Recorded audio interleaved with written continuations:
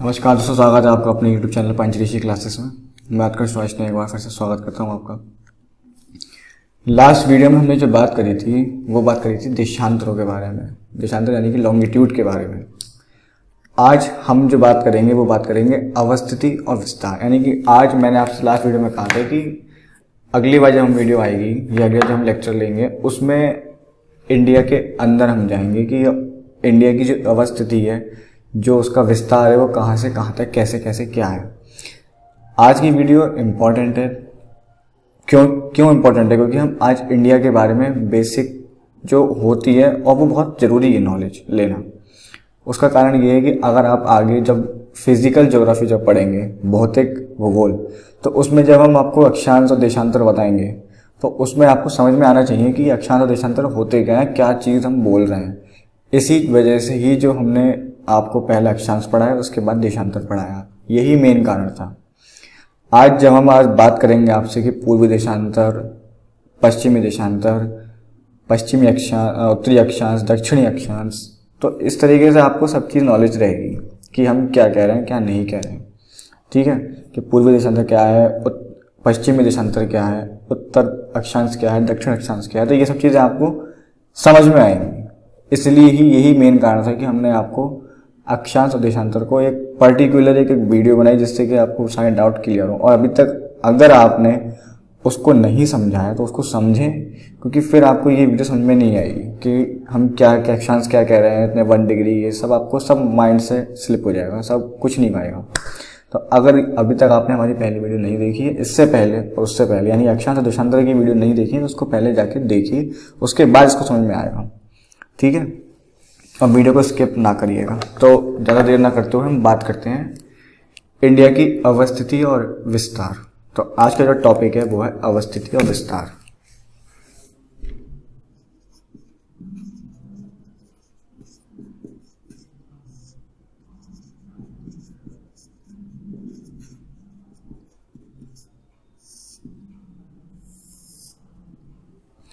जैसे कि हम जानते हैं कि इंडिया एक बहुत बड़ा विशाल देश है। इंडिया एक विशाल देश है जिसकी कल्पना कर सकते हैं, लेकिन जब हम जानते हैं कि इंडिया जो है बहुत बड़ा देश है, अगर क्षेत्रफल की दृष्टि से देखा जाए उसे, अगर इंडिया को क्षेत्रफल की दृष्टि से देखा जाए तो क्षेत्रफल की दृष्टि से इंडिया का कौन सा स्थान है, भारत का कौन सा स्थान है? तो क्षेत्रफल की दृष्टि से भारत का 7वां स्थान है। कौन सा? 7वां। पहला है आपका रूस, फिर है कनाडा, फिर है यूएसए, फिर चौथे पे आपका चाइना, फिर ब्राज़ील, ऑस्ट्रेलिया और 7वें पे है इंडिया। नोट कर ले, पहला है आपका रूस, Canada, USA, China, Brazil, Australia और इंडिया। अब थोड़ा सा इनके बारे में भी हल्का हल्का जान लेते हैं। रूस एक ऐसा देश है, रूस एक ऐसा मात्र देश है जो, पहले तो ये रूस है कहाँ? रूस एशिया में। रूस जो है वो एशिया और एशिया और यूरोप, ये दोनों में ही रूस आता है। इसका जो कुछ हिस्सा है वो एशिया में भी आता है और यूरोप में भी आता है। किसका आता है? रूस का। यानी कि रूस एक ऐसा देश है जिसका कुछ हिस्सा, एकमात्र ऐसा देश है जिसका कुछ हिस्सा एशिया में और यूरोप में भी आता है। और दूसरी बात करते हैं हम, अगर दूसरा हमारा क्या है? पहला है रूस, दूसरा है कनाडा। कनाडा जो है वो उत्तरी अमेरिका देश है, उत्तरी अमेरिका महाद्वीप देश है। हम इसकी सब स्थिति बता रहे हैं आपको। जो कनाडा है वो उत्तरी अमेरिका महाद्वीप देश है। बात करी जाए तीसरे यूरोप की, यूएसए की, तो यूएसए है उत्तरी महाद्वीप देश है वो भी। उसमें क्या है कि वो कनाडा के दक्षिण में है। यूएसए जो है वो कनाडा के दक्षिण में है, ये भी उत्तरी अमेरिका महाद्वीप देश है। बात करी जाए चाइना की, तो चाइना है एशिया महाद्वीप का देश है वो भी। चाइना जो है वो भी एशिया महाद्वीप का देश है और इंडिया के उत्तर में है। इंडिया के उत्तर में है, यानी कि इंडिया नीचे है, ऊपर चाइना है। एशिया महाद्वीप का देश है कौन सा? चाइना। जैसे आप देख रहे हो कि तिब्बत होता हुआ जिस पे तिब्बत का अधिकार, तिब्बत पे चाइना का अधिकार है, तो यानी कि वो इंडिया से ऊपर है, यानी कि इंडिया के उत्तर में है। तो चाइना जो है वो एशिया महाद्वीप का देश है और इंडिया के उत्तर में है। अगला है ब्राज़ील। ब्राज़ील जो है वो दक्षिण महाद्वीप का देश है। ब्राज़ील जो है वो दक्षिण महाद्वीप का देश है।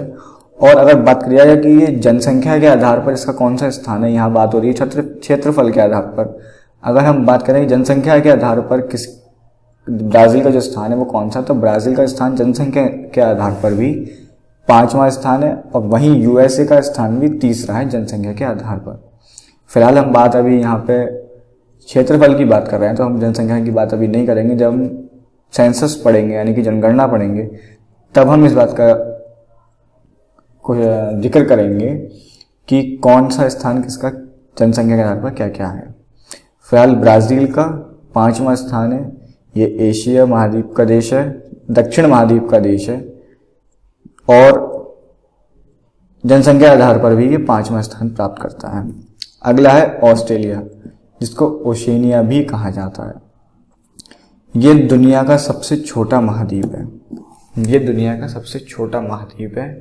कहने को ये दुनिया का सबसे छोटा महाद्वीप है, लेकिन ये जो कंट्री है यानी ऑस्ट्रेलिया जो कंट्री है ये इंडिया से भी बड़ी है। कंट्री ये ऑस्ट्रेलिया जो है वो इंडिया से भी बड़ी है। सबसे छोटा महाद्वीप देश है लेकिन कंट्री इंडिया से भी बड़ी है। कहा यह जाता है ऑस्ट्रेलिया में जितनी जनसंख्या है उतनी जनसंख्या हमारे यहाँ ट्रेन में ट्रैवल करती है।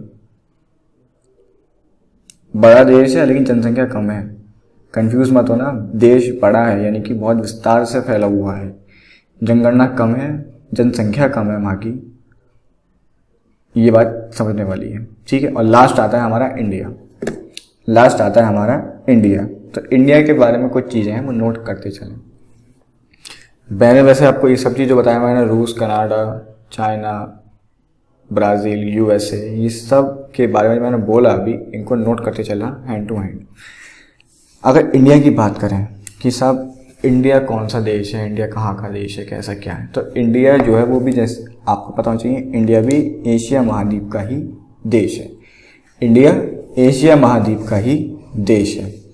बात करी जाए अगर हम थोड़ा वर्ल्ड ज्योग्राफी के हिसाब से पढ़ें, वर्ल्ड के अकॉर्डिंग पढ़ें, वर्ल्ड मैप के अकॉर्डिंग पढ़ें, तो वर्ल्ड मैप के अकॉर्डिंग अगर हम देखें तो इंडिया जो है वो कहाँ पर है, उत्तरी गोलार्ध में, नॉर्थ हेमिस्फेयर में, और पूर्वी देशांतर पर है।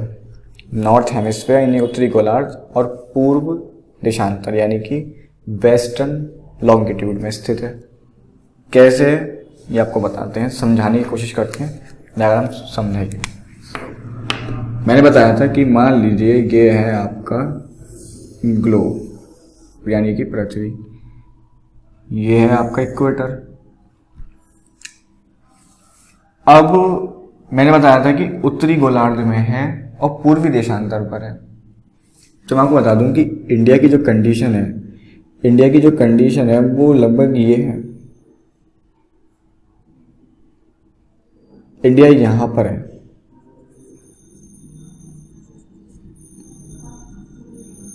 ठीक है। तो ये क्या हुआ, ये हुआ आपका NS यानी कि नॉर्थर्न हेमिस्फेयर, उत्तरी गोलार्ध।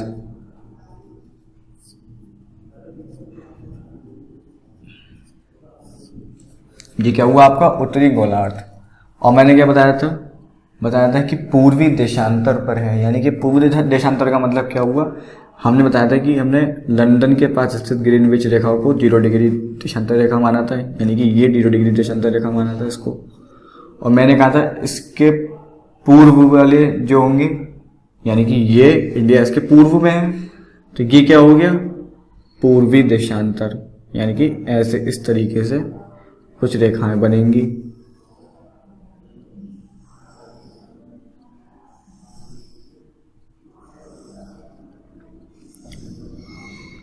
इस तरीके से, तो ये क्या आ गया, ये आ गया पूर्वी देशांतर। समझे जो समझाने चाह रहे हैं। अगर हम इंडिया की स्थिति की बात करते हैं तो इंडिया एशिया महाद्वीप का, ये आपका आ जाता है एशिया इस तरीके से। फिर यहाँ पर आया था आपका यूरोप, फिर आपका आया था यहाँ पे चाइना, इधर इसकी बात कर रहे हैं इधर। अगर हम ये इधर इधर मैं गलत पहुँच गया था, इधर ये आपका आ जाता है यूरोप, ये चाइना है ना इधर। तो एशिया महाद्वीप का आपका देश है इंडिया, एशिया में आता है, उत्तरी गोलार्ध में है, पूर्वी देशांतर पर है। ये दो बातें क्लियर हुई। चूंकि जो हमारा इंडिया है, अगर हम अब वर्ल्ड को हटा के एक नज़र अगर हम इंडिया के मैप पर डालें, इंडिया के मैप पर डालें, ये मैंने ऐसे ही थोड़ा सा बना दिया है, अभी ऐसे ही बनाया। अगर इंडिया के मैप पे डालें नज़र हम, तो आप देखते हैं कि ये तीनों तरफ जलीय क्षेत्र से घिरा हुआ है, तीनों तरफ जलीय क्षेत्र से घिरा हुआ है। तीनों तरफ मतलब यानी कि ये हुआ नीचे आपका हिंद महासागर, यहाँ है आपकी बंगाल की खाड़ी, यहाँ पर आपका आ जाता है अरब सागर।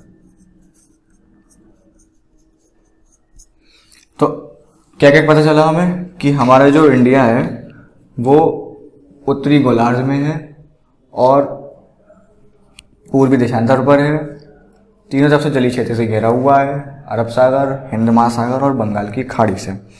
ठीक है, ये सब चीज़ें हमने जानी, इसको नोट करते चलना हैंड टू हैंड। ये सब चीज़ें मैं बता रहा हूँ इम्पॉर्टेंट है, आने वाले टाइम में हो सकता है कि आपका टेस्ट इसका ले लिया जाए, क्योंकि हम लाइव आकर आपके किसी दिन आपके हम चैनल पर डाल देंगे, सूचना आप सब तक मिल जाएगी कि हम इस तारीख को लाइव आएंगे और इस तारीख में आपसे जो भी क्वेश्चन, जो कॉम्पिटिटिव एग्जाम में जो भी कंपटीशन क्वेश्चन होंगे इन्हीं में से ही आएंगे, कोई इन्हीं से बाहर नहीं आएगा, वही आपसे पूछे जाएंगे। उस चीज़ का आपको आंकलन लगाना है कि आपको किस तरीके से तैयारी कर रहे हो। तो इसलिए मैं आपको एक आइडिया दे दिया है, आपको मैंने जता भी दिया है कि हो सकता है कि किसी दिन मैं लाइव आकर आपसे ये सब क्वेश्चन आंसरिंग करूँ, और मुझे रिजल्ट पूरा चाहिए 100%। ये बात मैं अपने लिए नहीं कह रहा हूँ, मैं आप ही के लिए कह रहा हूँ कि आपको तैयारी मुझे चाहिए, क्योंकि मैं चाहता हूँ कि कोई एक सभी जितनी तैयारी कर रहे हैं वो अच्छा उनका रिजल्ट आए। तो ये बात हमने जानी। अब थोड़ा सा हम जनसंख्या के आधार पर भी थोड़ा सा आइडिया ले लेते हैं, एक क्रम बता देते हैं कि पहला क्या है दूसरा क्या है। जनसंख्या के आधार पर हम बात करें कंट्री की कि पहली कंट्री कौन सी, दूसरी कंट्री, इंडिया का नाम कौन से स्थान पर आता है, तो पहला है चाइना, सब जानते हैं, दूसरा है इंडिया, तीसरा है यूएसए, चौथा है इंडोनेशिया, पांचवा है ब्राज़ील और ब्राज़ील के बाद है पाकिस्तान। ये कुछ 6-7 क्रम हमने, मुझे पता है, मैंने आपको बता दिया। फिलहाल हम इसकी बात सेंसस में करेंगे जब हम जनगणना पढ़ेंगे। एक आइडिया के लिए आप सोचें कि मुझे पता नहीं है, तो मैंने उसके लिए आपको मैं बता दिया कि पहला है China, second Brazil, third Indonesia, fourth है आपका, सॉरी गलती हो गई, India, sorry China, India, USA, Indonesia, Brazil और पाकिस्तान। यूएसए तो अपने स्थान पर जाएगा तीसरे पे। तो ये 6 क्रम का है, ठीक है। अब इसके बाद हम बात करते हैं मेन टॉपिक की, जो कि है अक्षांशीय विस्तार। मेन टॉपिक है अक्षांशीय विस्तार। तो इसको मैं रफ कर रहा हूँ थोड़ा सा, और ऐसी रफली डायग्राम बनाने की कोशिश करता हूँ इंडिया का। आप भी बनाइए अच्छा से, थोड़ा सा समझ में आ सके आपको, कि मैं तो बोर्ड पे बना रहा हूँ, थोड़ा सा ऐसे ही बनेगा, कोशिश करता हूँ बन जाए बढ़िया।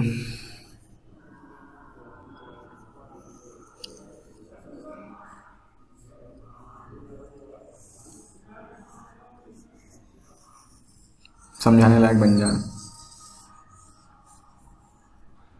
ये थोड़ा सा ऐसे ही बनाया, ठीक है। थोड़ा सा अक्षांशीय विस्तार समझने की कोशिश करते हैं कि अक्षांशीय विस्तार क्या है। मैंने बताया था अक्षांशीय विस्तार में क्या होता है कि हम नॉर्थ से लेकर के साउथ तक या साउथ से लेकर के नॉर्थ तक की दूरी का आकलन लगाते हैं कि इंडिया की जो नॉर्थ से लेकर साउथ तक की दूरी है वो कितनी, कैसे, क्या है। तो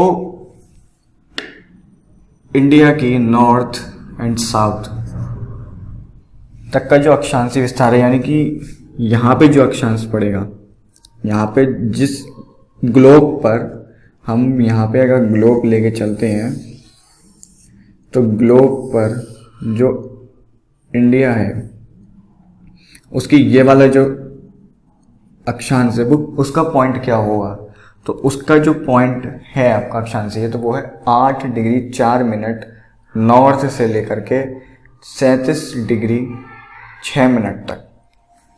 8 डिग्री, मैं ये मार्कर चेंज कर देता हूँ, या 8 डिग्री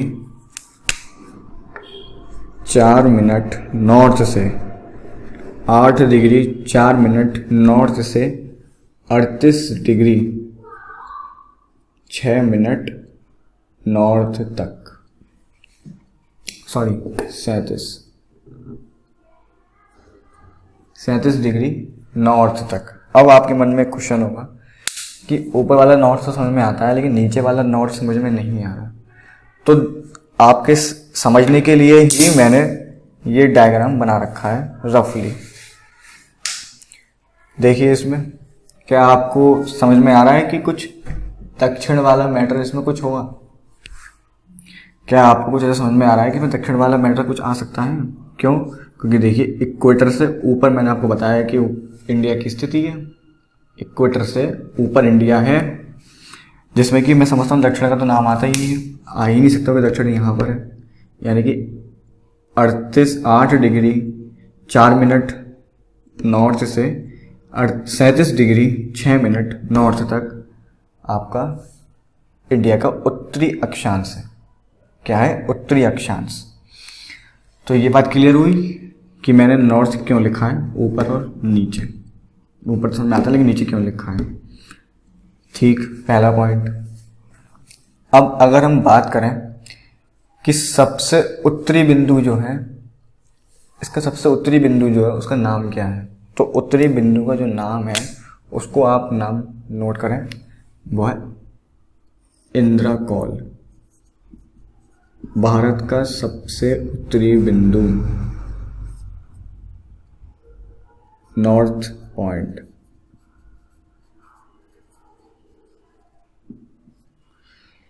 क्या है? नॉर्थ पॉइंट, जो कि कितने, इसका जो अक्षांश है वो कितना है? 37 डिग्री 6 मिनट नॉर्थ पर इंदिरा कॉल है भारत का सबसे उत्तरी पॉइंट। ये बात हो गई। अब बात करें दक्षिण पॉइंट की, तो दक्षिण पॉइंट में थोड़ा सा लॉजिक है, थोड़ा सा लॉजिकली है। उसमें दो बातें हैं।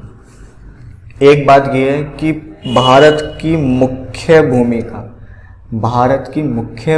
जो दक्षिण पॉइंट है, जो दक्षिण बिंदु है, किसका मैं बोल रहा हूँ? भारत की मुख्य भूमिका। तो मुख्य भूमिका जो दक्षिण पॉइंट है उसका जो नाम है, दक्षिणतम बिंदु का जो भारत की मुख्य जो बिंदु है उसका नाम जो है वो क्या है? तो वो है कैप कैमोरिन। क्या है? Cap Comorin.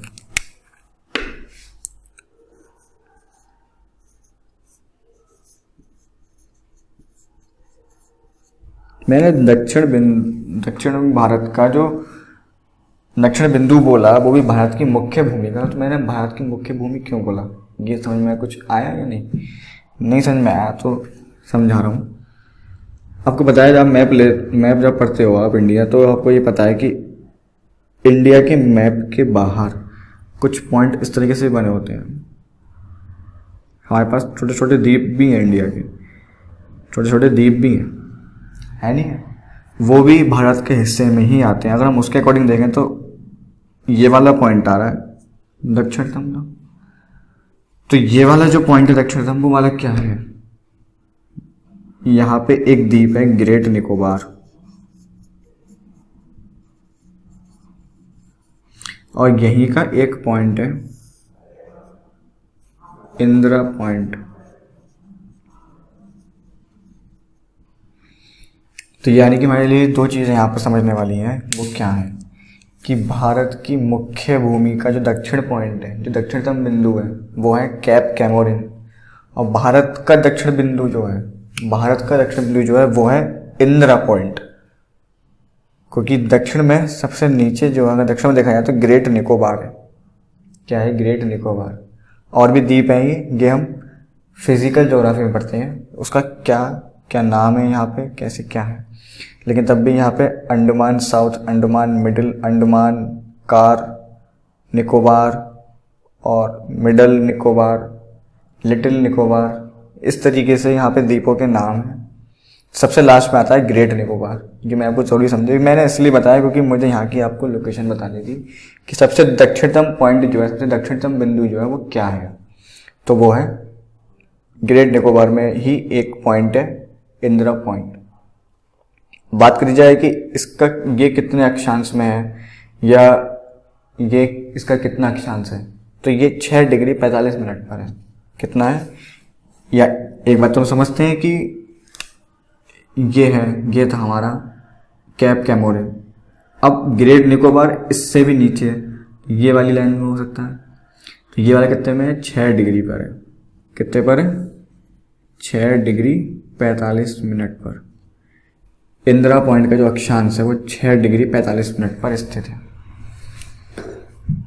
ग्रेट निकोबार का भारत का सबसे दक्षिणतम बिंदु ग्रेट निकोबार में है, जो कि 6 डिग्री 45 मिनट पर है।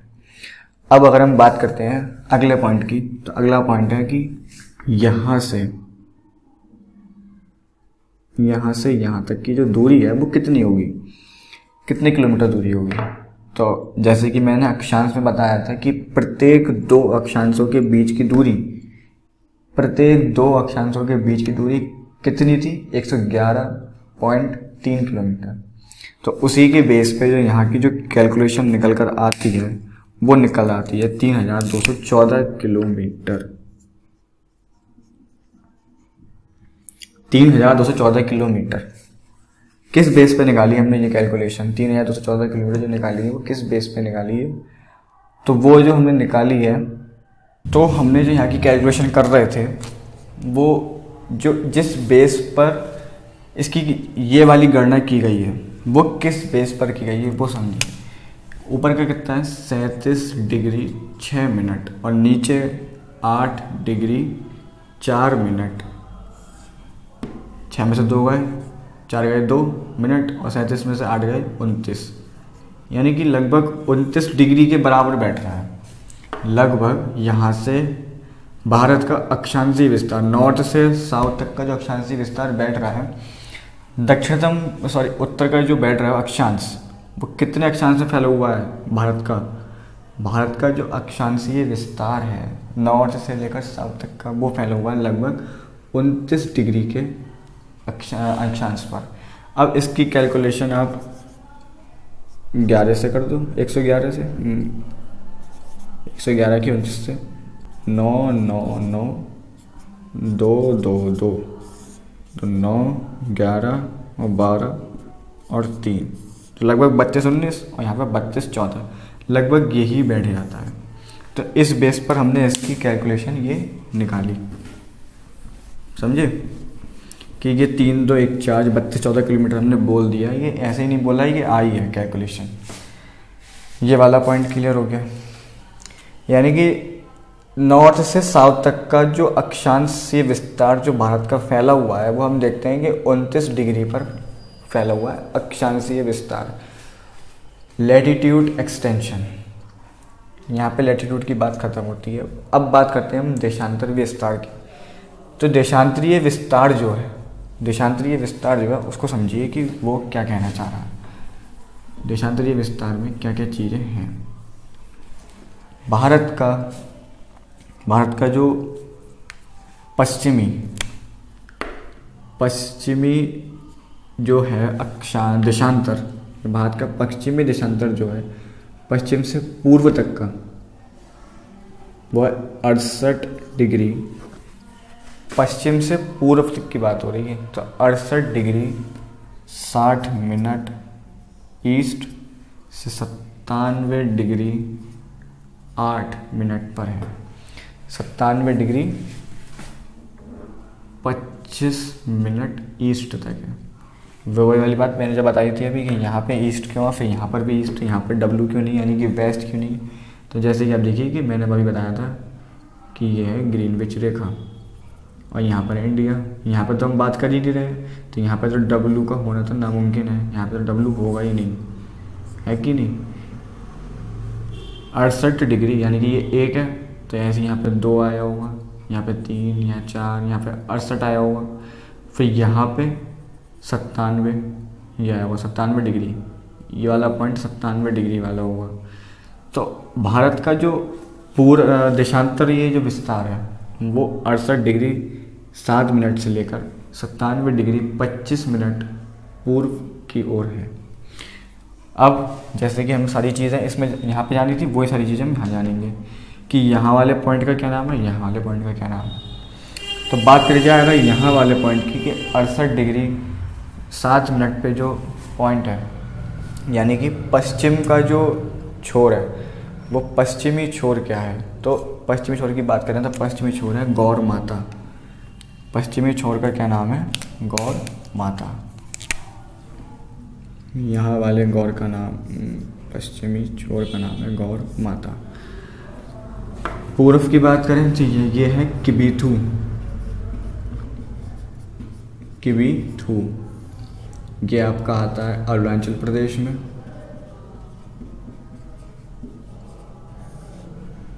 और ये आपका आता है गुजरात में।